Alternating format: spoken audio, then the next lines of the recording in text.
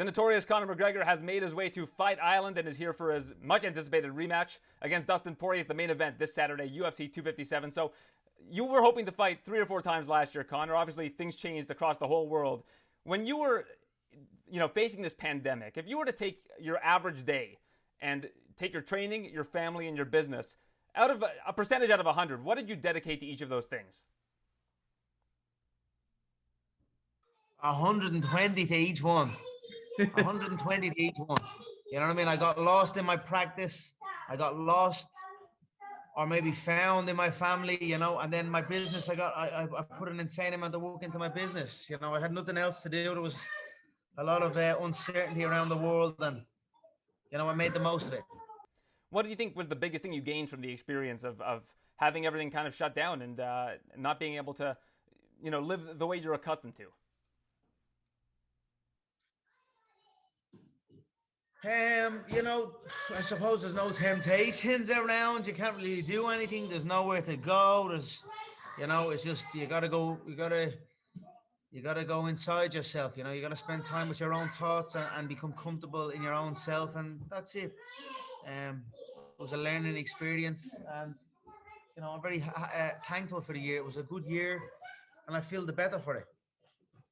6+ years ago, yourself, Dustin Poirier, totally different circumstances from now. Both of you guys were on the ascent. You guys were on the rise.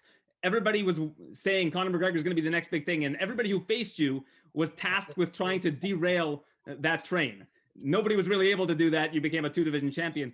But now both of you guys are so established. We've seen what you've done. In the last 4 years, I think Dustin Poirier has had the toughest schedule of any mixed martial artist. How do you think that changes the circumstances, at least inside the cage, for this particular fight?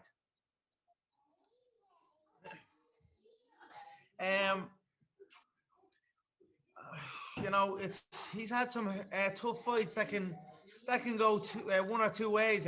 Pros, you've got experience in there. Cons, it can damage the body. I know he's been through surgery, had hip surgery recently, and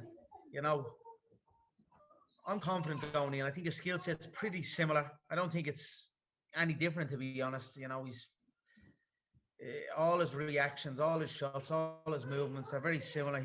He's just had more octagon time since we last fought. So you mentioned octagon time. They say there's no substitute for in-cage experience, but in the last 2 years, he's only seen 40 seconds of you in the cage. Is that a disadvantage for him because of all the things you've added to your arsenal? Yeah, for sure. I'm coming in. I feel in amazing shape. I am in amazing shape.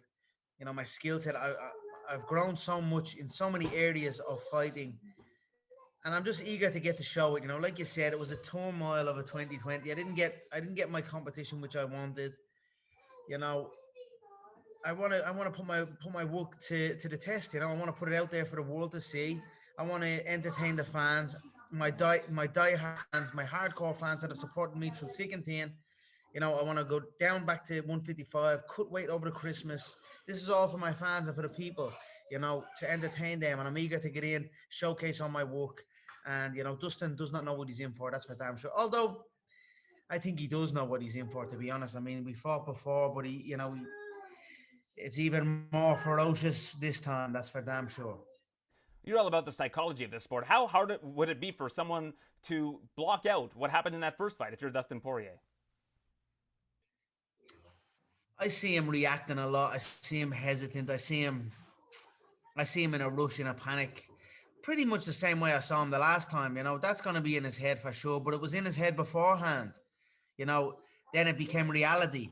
So now it's going to be in his head before this one, but it's also a reality. So it's a double whammy. You know what I mean? And now he's facing the double champ. So I'm going to go in and put my work on him and get him out of there in spectacular fashion. We spoke a year ago, and you said something that stuck with me since then. We were talking about Khabib, and you said when you went to Brooklyn, the job was done. He stayed on the bus, and that's why the fight became almost secondary that time. You felt you had already won. Seeing what happened in the fight, does that reinvigorate you? Is that why you want to rematch so badly with Khabib, to show that what happened in the cage wasn't an accurate indication of what a prepared Conor McGregor would look like? Yeah, of course. I'm my competitive nature. You're right. The job was done in Brooklyn. He didn't get off the bus. He embarrassed himself. He embarrassed his people. the way he tries to portray himself, and But look, that's a different time. It's 2021. You're talking 2018 now. There's a competitive nature in there now. I would like to compete. Uh, you know, Correct. And he doesn't want it. He's afraid of it.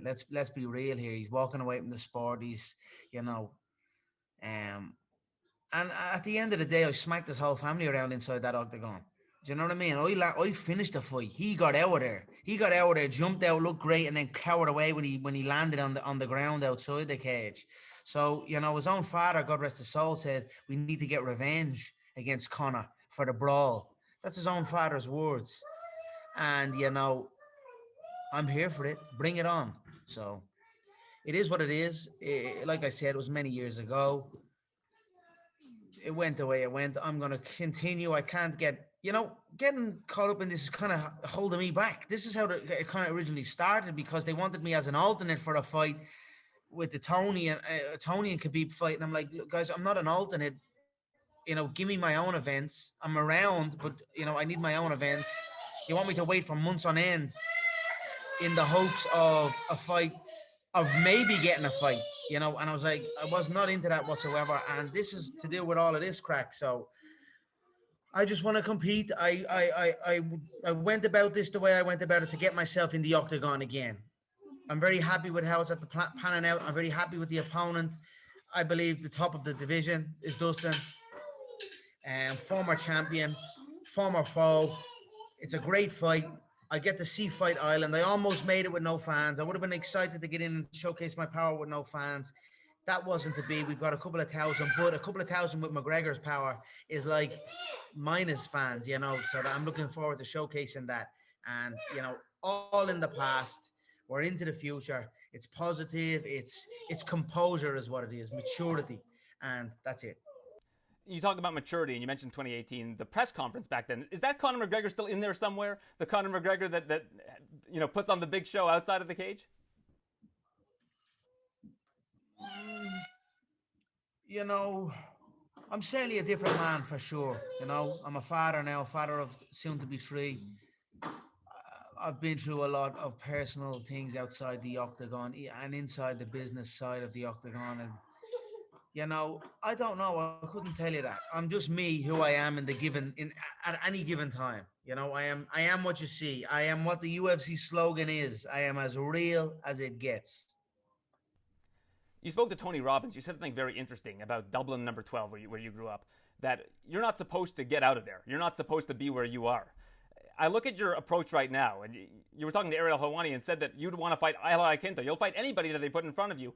Are you trying to get back to becoming just another fighter in the division almost? Like, go back to the blue-collar roots of how you came up as a fighter? Yeah, I'm just trying to compete, man. They won't give me, it's hard. I'm finding it hard to get the bouts. That's it. I want competition. I can't get them. I'm like, but now I have one, so that's all I'm focusing on. And I'm open to fight anyone on planet Earth. Anyone on planet Earth. And, if there's a bit of history, if there's a bit of spark in the fight, I want it. And that's where I'm going.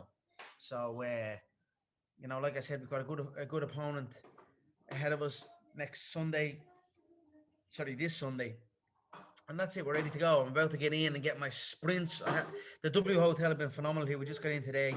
They have a full gym here in the hotel room for me, in my own room. And I've got the walk bike, I've got the rower, I've got my heavy bags, I've got the kick, the bob guy that you kick around. And I'm going to do some sprints and, begin to get the weight down. So, onwards and upwards we go.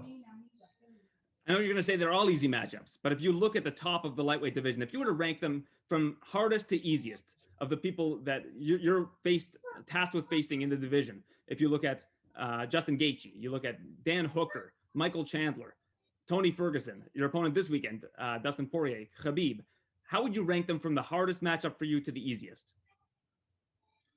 I tell you what, this is going to be an easy rematch for me this Sunday, but it won't be my easiest rematch.